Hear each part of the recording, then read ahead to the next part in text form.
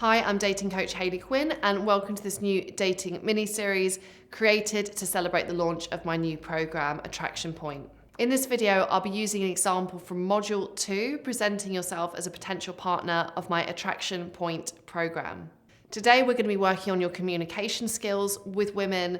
I know this is a huge stick point for so many of you out there, and it's really tough because you can be like the best guy ever, but if that you find it hard to put that across in your conversation skills and your written online or dating profile, it's going to be hard for her to feel excited about you, and you may end up getting overlooked and lost in the shuffle.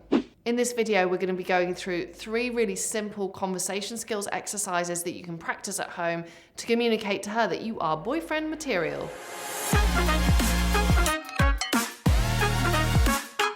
Our first exercise is really simple. It's all about building trust with her. Now, it doesn't sound very sexy, and you may be in your conversations, you may feel like you're more worried about how to flirt with her or how to show your intentions. But conversation really is like a game of 2 halves. The first half has to be that you are comfortable communicating with her, you seem interesting to her, you make her feel comfortable to open up, you share information about yourself. Once you've got those bases covered and she starts to actually contribute to the conversation, you will reach a tipping point, and at that point where she's showing that she's comfortable and she's contributing, that's when the flirtation starts, not before. So I want you to scrap all of this. Women need to be talking 80% of the time in conversations, rubbish, made-up dating rule. That's not true. So before we get to that space, you have to actually encourage her to feel comfortable in the conversation. A lot of this comes with you being able to effectively talk about yourself. So what is the Go First principle? I've spoken about it before, but for those of you who haven't seen these videos, let me just give you a really simple example. Here's a cheesy old pickup line. So, do you come here often? That is asking her a question that's putting a lot of pressure on her at the start of a conversation, and it's actually a pretty ineffective way to get the conversational ball rolling. If she could just understand a few basic things about you, like roughly what you do, roughly why you're there, roughly where you live, she's going to start to feel a lot more comfortable with interacting. So rather than saying, so do you come here often? I would really encourage you instead to start to say something like, I don't know about you, you look kind of like a local. This is actually my first time I've stumbled across this place, which is funny because I just work around the corner in X, but I guess I've never, I usually head over to my home in Y. Now, this doesn't sound sexy. It doesn't sound like, wow, that's the most amazing thing I've ever heard. But what it does is it builds trust. And actually at the start of a conversation, this is your first goal. You need to build trust. If you don't build the trust, the flirtation can't happen. So using the Go First principle is a really great conversation skill to develop. And there's a simple way you can practice it without you even having to interact with any women. Every time you buy something, like a coffee or a bottle of water, you buy 30 seconds of conversation skills practice. So when you buy an object, just make sure that you give someone and tell someone the reason you've bought that. Like, this is actually I've got a confession to make. This is actually my 3rd coffee of the day. I had such a late night last night. You can say that to a barista and they may or may not respond, but what you're doing is sharing information about yourself to create trust. You're giving them the opportunity to share with you if they are open to it. And that's exactly how you should interact with women. It's like you are giving her the opportunity and the platform to share with you and interact with you.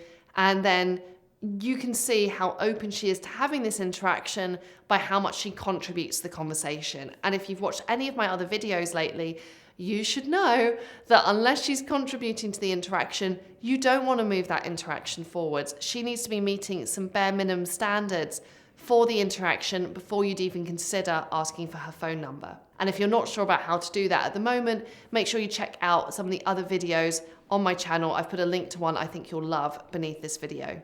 As I said, something that's really important to me is that you don't keep chasing after women who aren't going to reciprocate and therefore dinging your motivation and your energy levels. No. So if this is an issue for you and you really want to start selecting and being more careful about the women you're putting your time and your effort into, please head over to hayleyquinn.com/attraction. I've got a really cool worksheet in there for you about how you can develop better standards around how women interact with you. So our second really simple conversation skills exercise, which is going to improve how she interacts and responds to you, is just to slightly change the tone of how you say things. Now, you may not be aware of this, but how we talk about something is often more important than what it is that we actually talk about. And what I want to encourage you to do is to get used to speaking to her in a tone that's more personal. Quite often in dating, and especially when you're writing a dating app profile, you might accidentally slip into something called Wikipedia voice. And Wikipedia voice is where you say something like, yes, yoga is wonderful. It's really good for your spine and your posture.